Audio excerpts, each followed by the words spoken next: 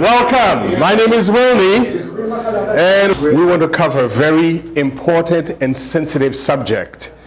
First, I need to tell you how I got into this subject. My background, I have a degree in theology, and I have graduate degrees in psychology and social work.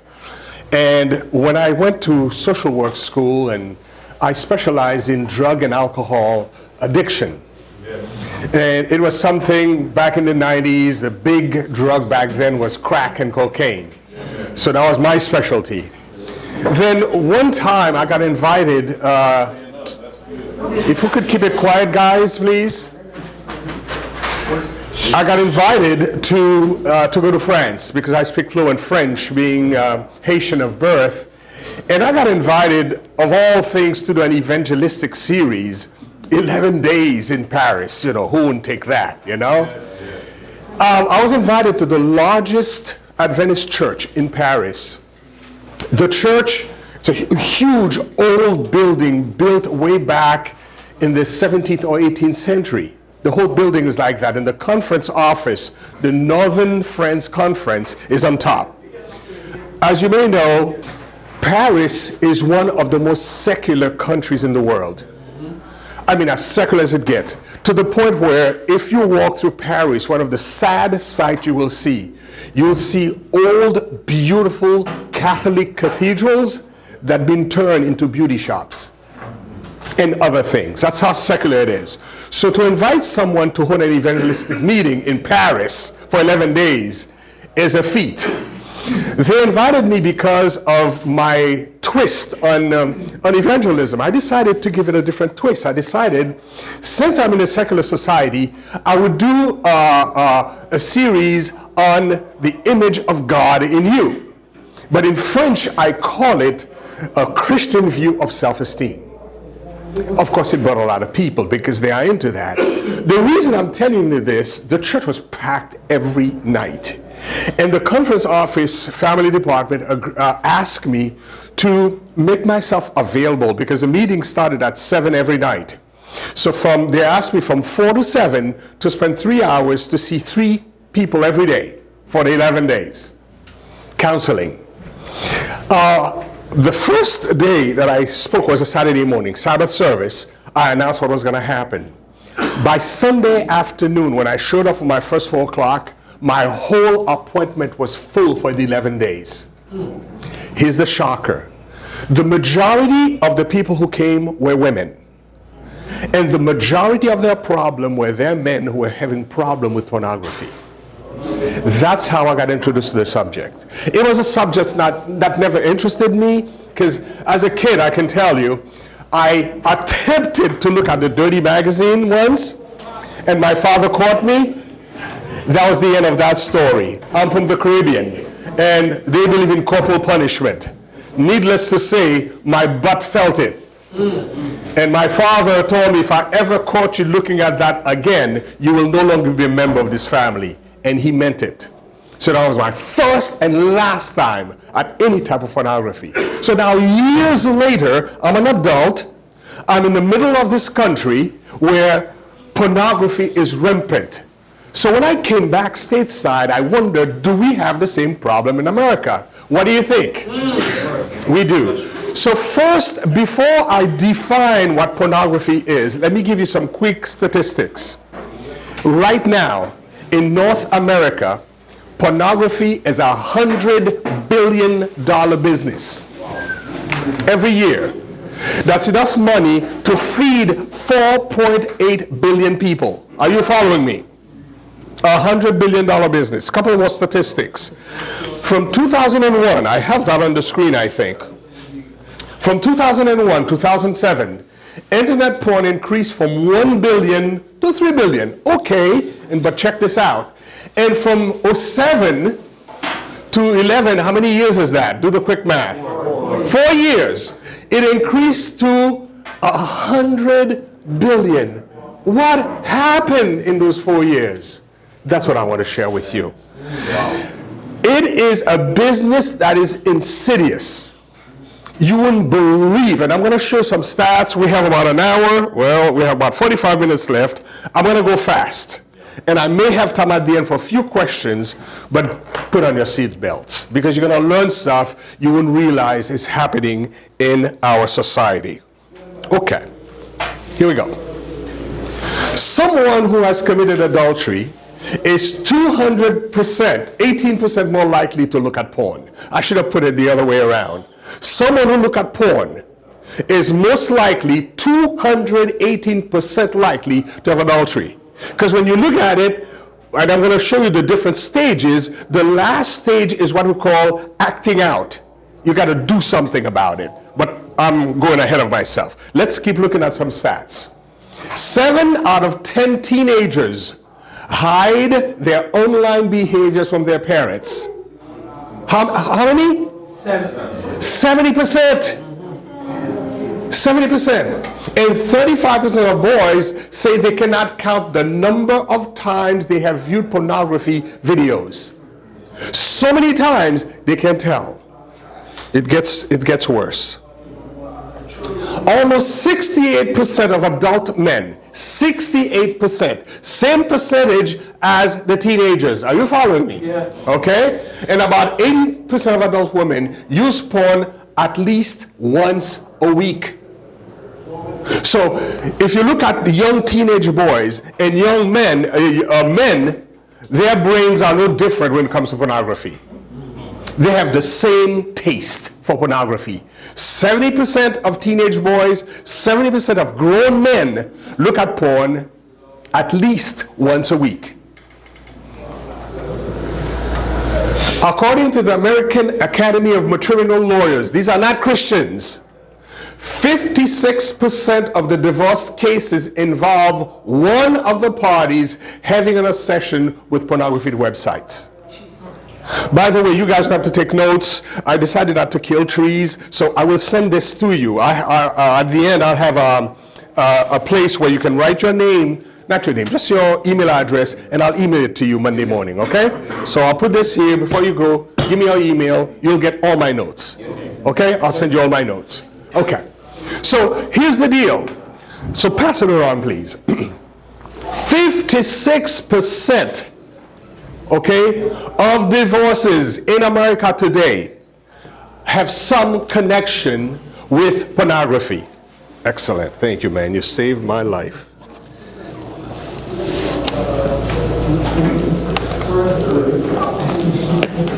Let me do it. Oh, yeah, please. Oh, don't break it. This one forward. Okay. You can pause the recording. Excellent. Oh, while this takes its time. Yeah.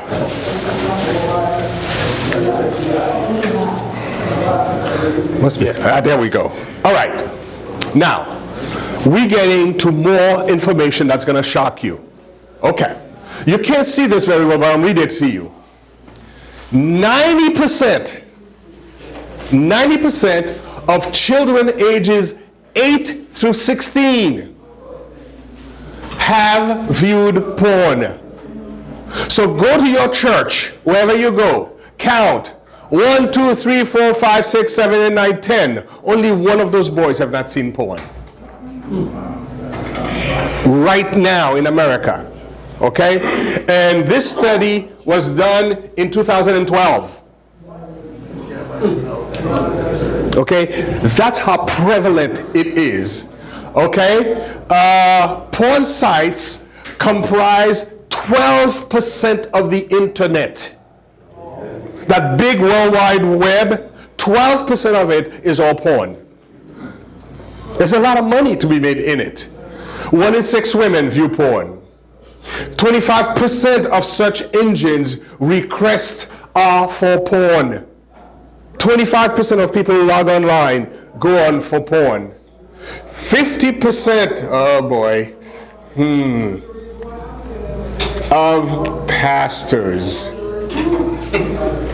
look at porn. Regularly look at porn. 50% of pastors regularly look at porn. Oh, I have more stats for you coming up.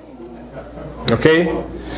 38% of adults say that porn is morally acceptable. So it's okay to look at. Every second, 28,259 people view porn. Every second. Okay? Every minute, $184,500 every minute is spent on porn. You see why they're so rich in the industry? Lots of money. More.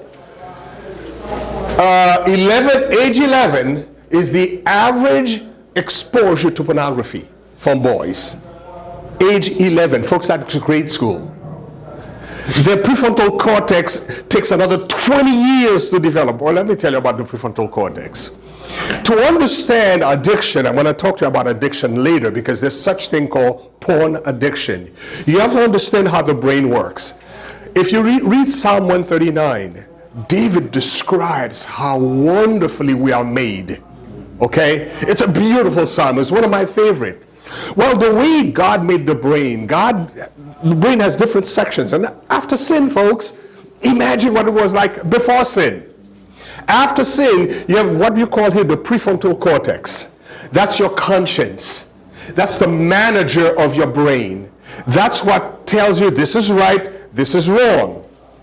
Well, you have a center right in the middle of your brain where your emotions lie, good and bad emotions. Well, mostly it's anger. It's called the amygdala. Two guys, I call them the bad boys of the brain. They are in the shape of a cashew nut. And they stand side by side. When you're angry, those guys get inflamed. When you really want something and it's not good for you, those guys get inflamed. Well, that's your emotion center.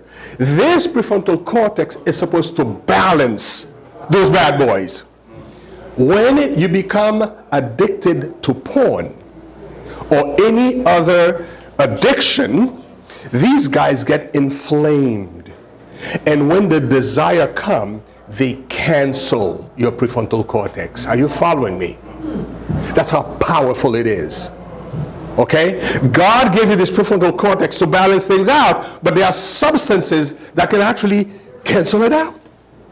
So when an addict is driven to get their fix, whether it's porn or cocaine or crack, this is not working. In other words, they are not thinking. Are you following me? Yeah. But I'm jumping ahead of myself, okay? Let me give you a few more stats that can help you. Now, let's talk about the church. You all are Christians. Teens struggle in the church.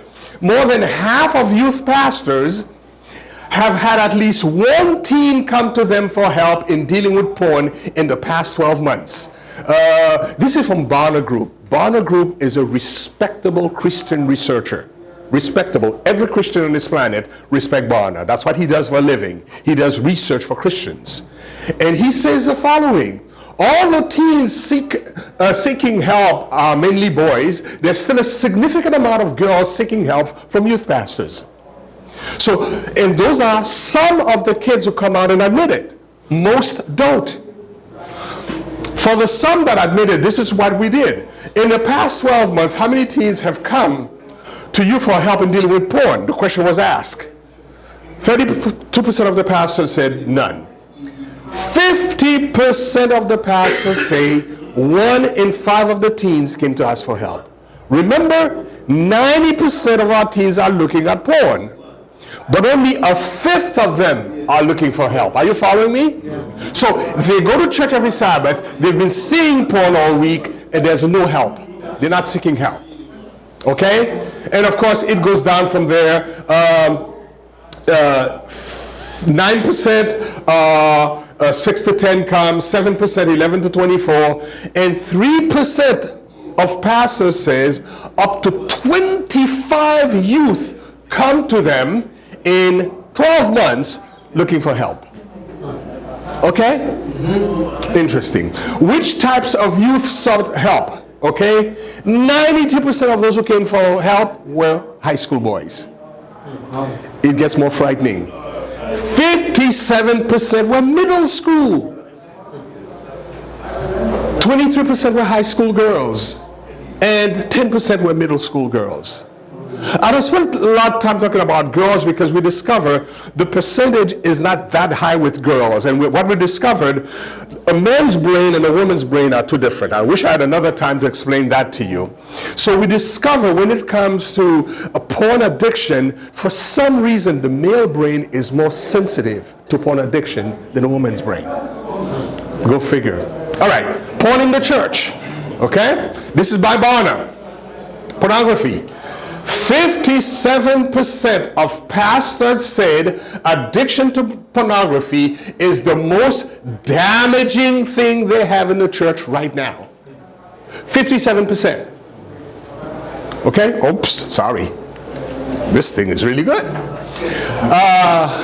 26%, okay, regular church attenders are less likely. Okay, this is good. 26% regular church attenders are less likely to look at porn than non-attendees. So, in other words, 26% of people who go to church are more likely to look at porn than those who don't come to church alone. Okay? 91% of fundamentalists identify themselves as porn watchers. Now, let me tell you, what is a fundamentalist? I don't know how you grew up. I grew up in a third world country. I came here when I was 11 years old, but for the first 11 years, I was brainwashed to believe that I had to earn my way to heaven. Okay? My environment was extremely fanatical. That's a fundamentalist. Belief in perfection. Well, later on, thank God, somebody taught me that salvation is by faith. There's nothing for me to do to go to heaven. All I need to do is say, yes, I accept. That's it. Then once I say, yes, I accept, Christ in me helps me to live the life. But fundamentalists believe perfection, perfection, perfection, perfection. Well, one thing you learn in psychology is extremes are never good. Because if you're on one extreme, it's easy to go to the other extreme. This is why you have to be balanced. Okay? I'm going to come back to that to show you the psychology of why people who tend to be conservative and very fundamentalist tend to have such a high percentage of porn viewing. We'll get to that. Of 1,351 pastors surveyed, 54% said they had viewed internet pornography this last year. So let me review for you. 50% of teenage boys view pornography. 50% of men view pornography. What did I just tell you? 54% of pastors view pornography. Are we consistent? Yes, we are. And the reason I do this seminar, I want to do with those of you who are church leaders, you need to be aware of what's going on in your churches. I don't know how great or good your church is, it's a problem. In my own church, I offer counseling services to my church members. Some for free, some pay a very minimal amount. Because I'm concerned, they need the help. I cannot tell you right now how many marriages in my church are being destroyed because of pornography. Later on, I'll tell you a story of a friend of mine that has dealt with that and how bad it went.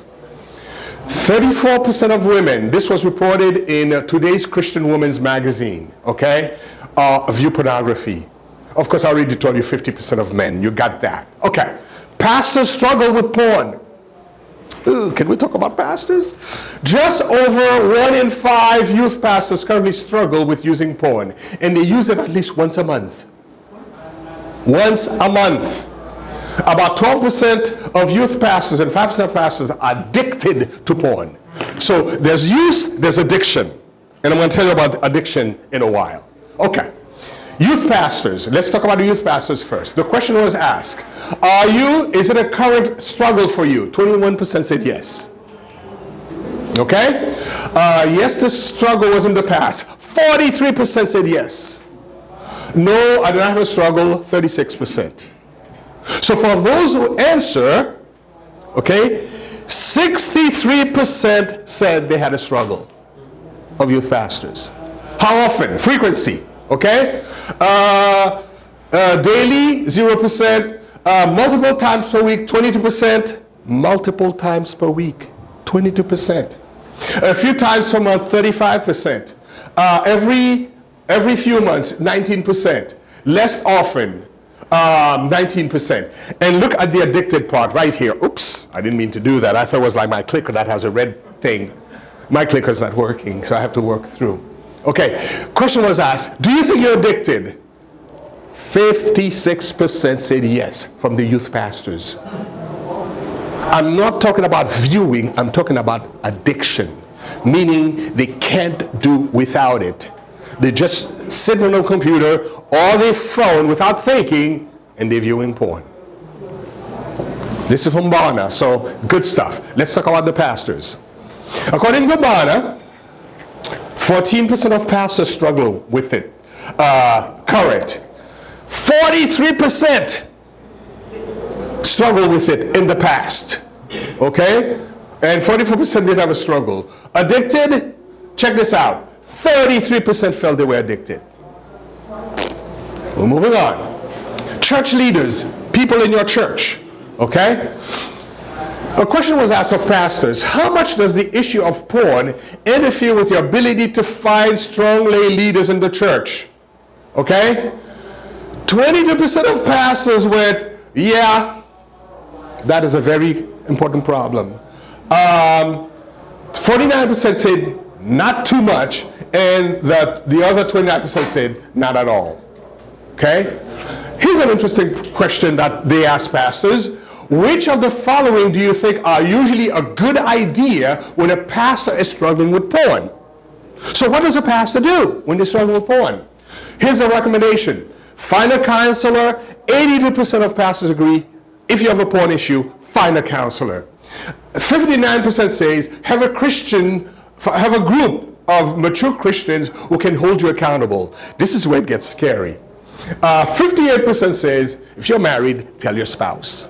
45% said find a counselor who's a pastor. 21% said tell the elders, deacons, board of the church. 8% says resign your position, and 1% said tell the congregation. Let me give you my recommendation, because I work with this a lot. My recommendation is 1 and 2. My recommendation number 1, if anyone, pastor or not, struggle with pornography, find a counselor immediately. And the second one is you got to have a good, mature Christian group that can hold you accountable.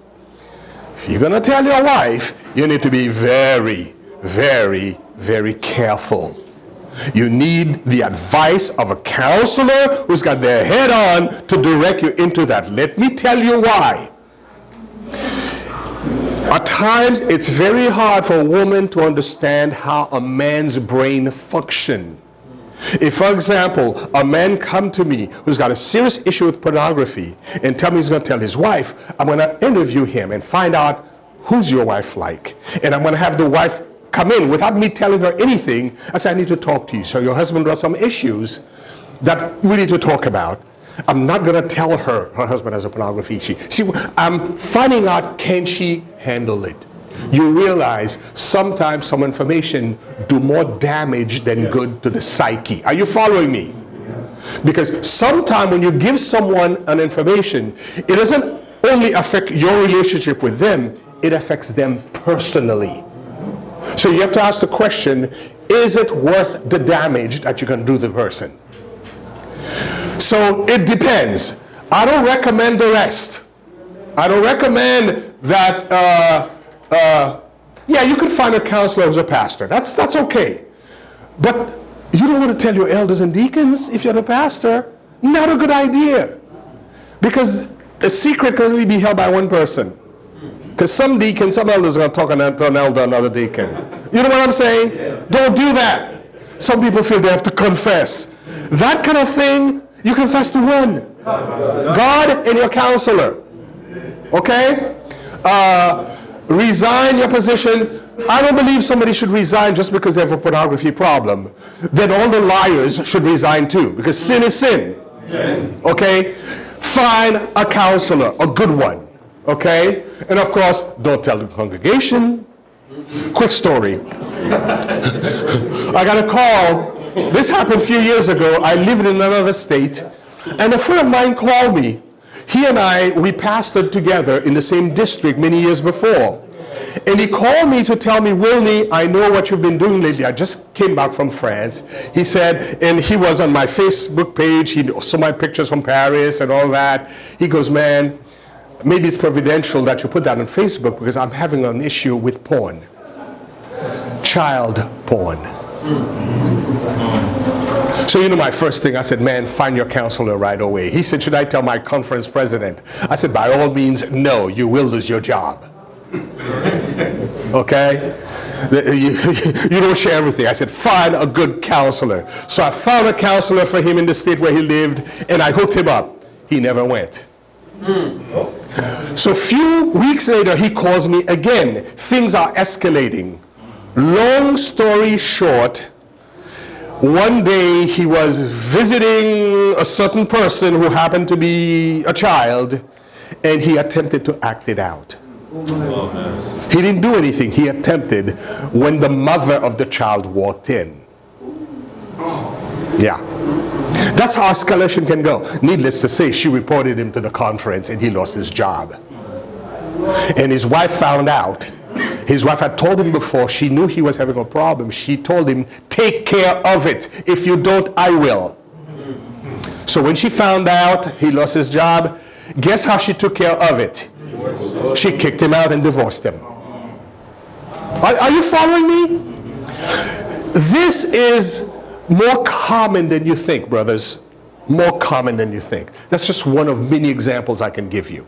Let's move on. So I've given you the stats. Let's walk through the process. What is pornography? Pornography is printed or visual material containing the explicit description or display of sexual organs or activity intended to stimulate sexual excitement. People view porn to get sexually excited, period. It's not, I'm just looking at it for fun. No, it's to get sexually excited, okay? Now, there's a part of pornography that is illegal in America. I said in America because in some countries it is legal, okay? Indecent material. What is indecent material? For example, you do realize wherever you work, remember the old dirty magazines, Playboy? They used to be really famous in my day. Nowadays, it's less. Do you realize you cannot bring it to work and leave it on your desk, open? We call that sexual harassment. That would be indecent material. That's illegal for you to do that, okay? Another type of porn that's illegal, obscenity. Now, obscenity is for you to use foul language in the presence of a minor. It's really illegal. For you to show a minor dirty pictures, that's illegal in our country. Material that is harmful to minors, same thing. Child pornography, taking pictures of naked children for one reason or another, that's illegal. Now, do you realize in France, this doesn't apply? Because if you've been to France, you see when you turn on your TV, you see nude in regular public TV because they have a different system. They have nude beaches. In America, nude beaches are illegal. We still have them. Okay? I live in Miami. In Key West, there's a nude colony. Okay? But that's all illegal. It's under, but in America, this is all illegal. So you know that, okay? A groundbreaking cybersex survey by Cooper and Associate of 9,269 users found that 8.5% were sexually compulsive and addictive. Let me explain what that means to you. In my field of business, of counseling and psychology, there's what we call an addictive or compulsive personality. Two different things. An addictive personality is someone who can get easily addicted. For example, let's talk about crack. Do you realize some guys can smoke crack once and be hooked for life? Yeah. While another guy smoke it, nothing happens. Okay? Somebody can take a drink, they drink, you have social drinkers, they're fine. But some people, if they drink 2 or 3 times, they're hooked for life. We call that an addictive personality. It's a thing with the brain. We have different types of brains, and some brains get addicted easily. Now, the compulsive part is, if you are compulsive and you are also an addict, it's a double whammy. Because when you want it now. This is why, let's use a young kid who's high on crack. He will rob you. He's your son. And this is not, I have personal experience with that, because I have a member of my family who's a crack addict. When he's coming over to my house, I lock all my medicine. Because how did I find out? Here I am, I'm a specialist in drug addiction. And I know the guy is an addict. So I leave my medicine around. So I used to be a marathon runner, and I'm paying for it now, okay? I have knee issues. So I had an arthroscopic knee surgery on my left knee. It's great now. So the doctor gave me a bottle of 60, what do you call them? Whatever you call them. Oxycodone? Yes, Oxy. I don't use it, okay? No. The brother happened to know the name, that's it. So he gave me 60. He says, take it twice a day because knee is very painful after surgery. I took one, I didn't feel great. I go, okay. I took a second one, feel great. I said, I'm not taking this. So I have 58 pills left. And the doctor, my doctor, he's a joker. He says, by the way, if you didn't take them all, you live in Miami, go on Biscayne Boulevard, they sell for $30 a piece. Yes, it's true. Yes, an Oxy on Biscayne Boulevard, $30 a piece. 30 times 58, folks. It's quite a bit of money. It's true.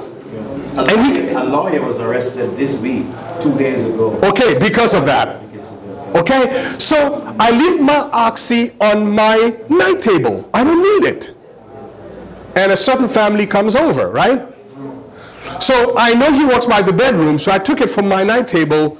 I put it in a closet in my office, because I see people in my office. My office when I'm away is locked, but sometimes I don't remember. And one day, for some reason, I was, not supposed to run. But do we obey our doctors? No! So I went out running, and my knee was inflamed. I mean, it got that big, it was in pain. So I decided, man, let me pop an Oxy.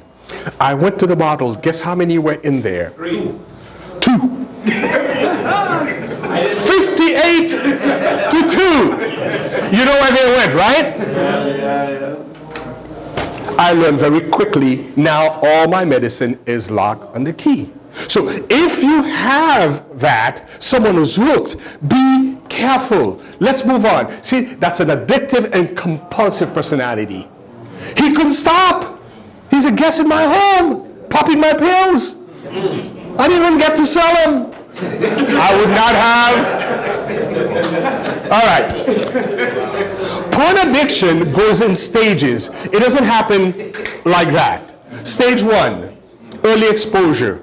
Early exposure in America is 11 years old. And we're talking about internet porn. Most of us who are around my age group, 40, 50, we were exposed through a girly magazine, what they used to call a girly magazine, a Playboy, a Hustle. That's how some people get early exposure. Nowadays, it's the internet. If you type, don't do it by the way, if you type the word teen on Google, guess what you'll get? Porn. You know why they do that, right? To attract teenagers. Okay, that's early exposure. Addiction. Now, addiction takes a while for most people.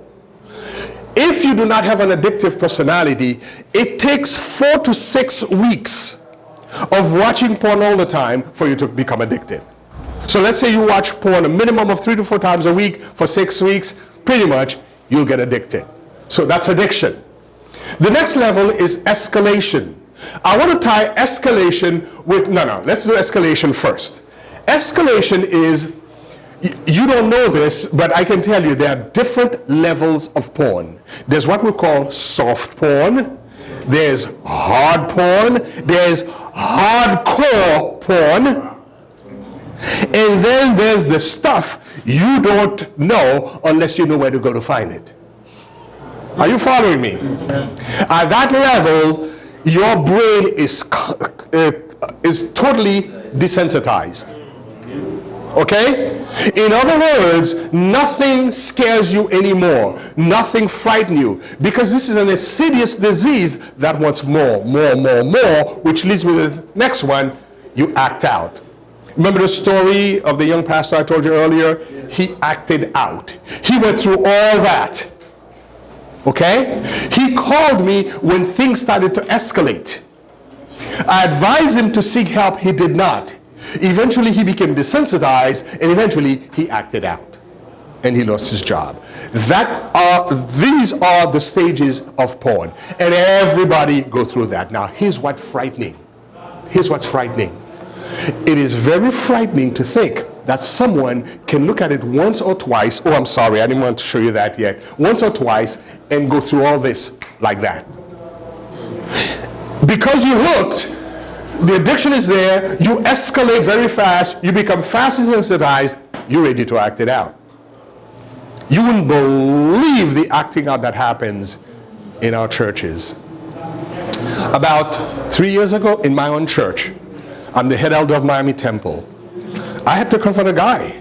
I walked up to him. I said, you know, I've been watching him because I'm in the business, man. I can tell a predator. I could tell he was a predator. And one Sabbath after church, I kind of followed him. Do we really have to do that in our churches? I followed him. And I caught him in a room with a young woman. Nothing was happening, but he's a 50-plus-year-old man, and she's 14, 15. I told the little lady, excuse me, please leave now. And she looked at me, she loved me. She said, okay. She left. And I said, listen, today is the last day you come to this church. You will never set foot here again. This is God's church. I'm allowed to come. If you come, I will call the police, and I will declare you for who you are. Okay?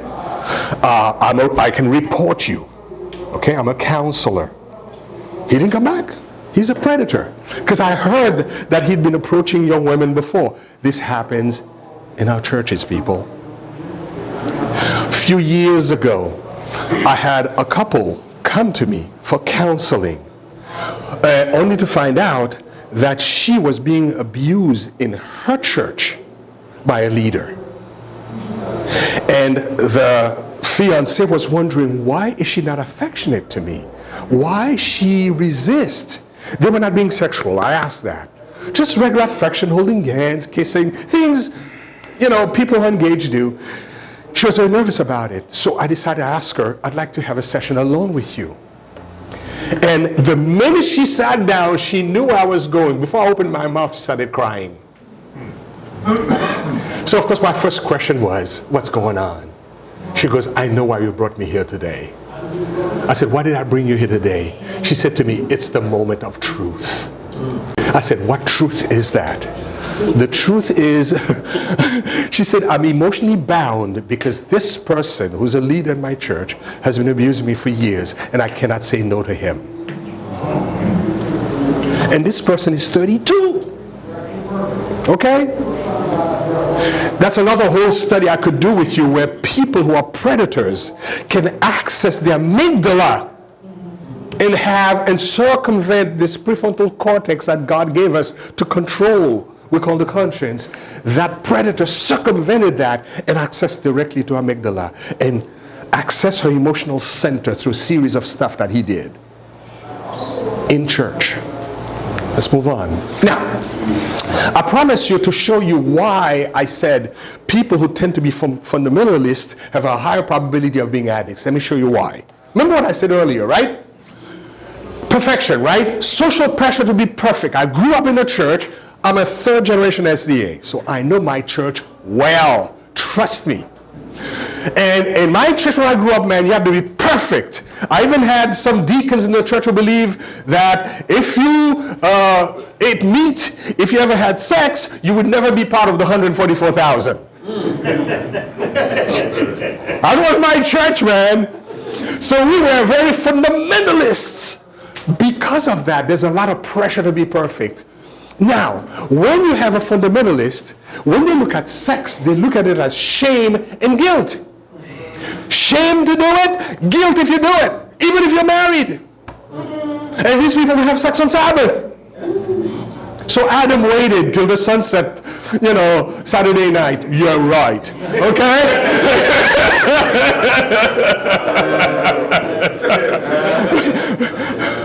Okay? So because of their fundamental beliefs, they see sex as a negative. Okay? And if that's the case, they tend to be very insecure about their sexuality. And sex for them is traumatic.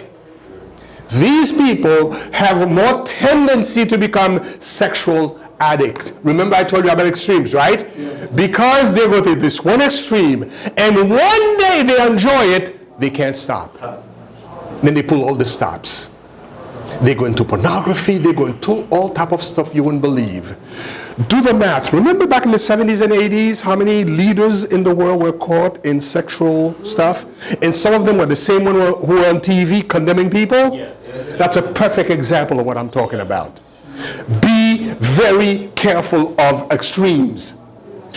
God gave us a gospel of peace and balance. You gotta live your life that way. Moving on.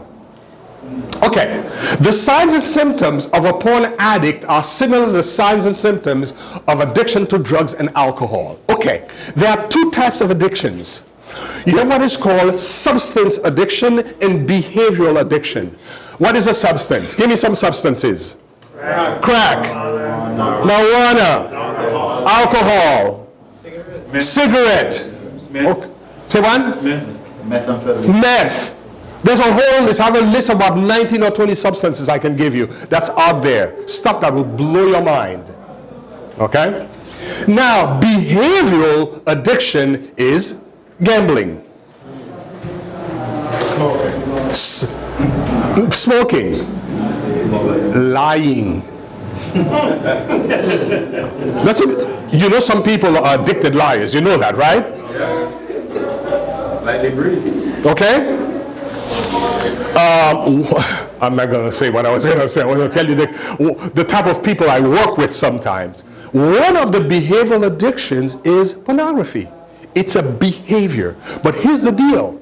When you look at the human brain, an addiction, I have a friend of mine who is a psychiatrist. Because of my type of work, every once in a while I have to refer people to psychiatrists to give them medicine. If they are chronically depressed, they're psychiatrists, If they have severe insomnia and it's related to behavior, they need to see a psychiatrist. They have the high anxiety disorder, I need to refer them. And one of my psychiatrist friends lives in California. He's a very, very famous psychiatrist. You're going to love this. He's a Christian and his name is Dr. Amen. A-M-E-N. You don't believe me? Go on the internet, do Dr. Amen, and his stuff will come up. Dr. Amen is a wonderful Christian psychiatrist. He does research in brain scanning. He scanned the brain of people who are addicted. When you scan the brain of a person who's addicted on pornography and the brain of a person who's addicted on crack, no difference. Because you see, the way God made the brain, even after sin, have you ever read the verse in Romans that says, renew your mind? Okay? Even after sin, you can renew your mind, your behavior. For example, every behavior that happens, your brain creates a pathway for that behavior. A pathway. It's like a highway from A to B. Well, when you read the Word of God, the Word of God can clean certain pathways. Scientists cannot explain it. It's just the way God made the brain. Remember what Pascal, the philosopher, said. There's a hole in our heart that only God can fill. It happens in the brain too.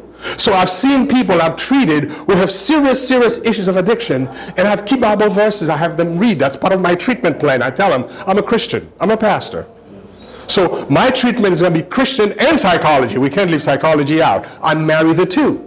So I'm going to do treatment for you. We're going to do a lot of stuff, but I'm going to give you Bible verses to read every day that's going to kind of clear those pathways. We're going to renew your mind with the Word of God. But I digress. Let's finish. We have about 10 minutes left. Effects of pornography, domestic violence. Okay? Remember that last stage of pornography called acting out? There comes a time when the acting out is not enough. Remember I talked the amygdala, the two guys in the brain, they get inflamed, they want more. And for some men, they act out to domestic violence. Because what happened is a man, and you're going to see this in a minute, who's addicted to porn cannot perform with his wife in bed. Because the brain, the function, the addiction they got to the pornography is so high, what the wife gives them cannot meet that high. You get it? Because you know sex is all in the brain. You know that, right? So if your brain gets a stimulation that is so high, there's no way your wife's going to reach it. So when the guy get in bed, he can't get it up. And then his wife tell him, what's up, honey? He can't tell her what's going on. So what does he do? He becomes angry and domestic violence happens. He start, remember what the preacher this morning saying about violence and the words? He started using words to demean her. And then it escalates, okay? Another thing that happens in pornography, sexual dysfunction. I just told you that. Men who have long-term addiction tend not to function sexually. Okay? Rape. That's very rare, but it happens, especially in big cities where you have young men who all they do is drug and pornography. They go into rape. That's a way of acting out for them. Difficulty with sexual relationship, not just sexual relationship, emotional relationship. Because you see, pornography rewires your brain. Your pleasure center is messed up. Because you know there's a pleasure center in the brain, right? One psychological principle I shared with audiences like this. Every one of you, you seek pain, you run away from pain, and you seek pleasure. That's normal human behavior. If there's a pain there, you're going to run from it. If there's a pleasure, okay, if there's pleasure, you're going to run toward it. What happened is this. When you do pornography, it destroys that part of the brain. So you can't tell pain from pleasure. There's a movie that's out you have no business seeing. If you saw it, God forgive you. The Grey movie, what's it called? All Shades of Grey? Nasty stuff, man. It shows you what happens to a person's brain when it gets messed up, where they don't know pain from pleasure. Folks, there's stuff out there you don't want to know about that people do to get pleasure. But it's painful. They can't tell. Child sexual abuse. One more slide and we're done. A few more slides. Pornography kills love. If you want to love, it is violent evil. It's a plague spreading across the world. It warps the mind and breaks heart. If you are in its grip, get help now before it's too late. Remember Lorraine about it? Yes, oh, she took care of business, didn't she? Porn will tear us apart. Quickly, how to overcome it. If you know someone, or if you are into it, quick stuff. First, admit there's a problem. In any model of addiction, you got to say, I'm an addict. 2, you need therapy. You need to see a counselor. If you don't know one, when I send you these notes, if your note, just send me a quick note. Say, can you recommend a counselor for me? Wherever you live, I'll find you a Christian counselor. Or find someone who can help your child. By the way, if you have a son between the age of 10 and 18 who lives at home with you, watch them like a hawk. I'm serious, because they may be seeing porn and you don't know about it.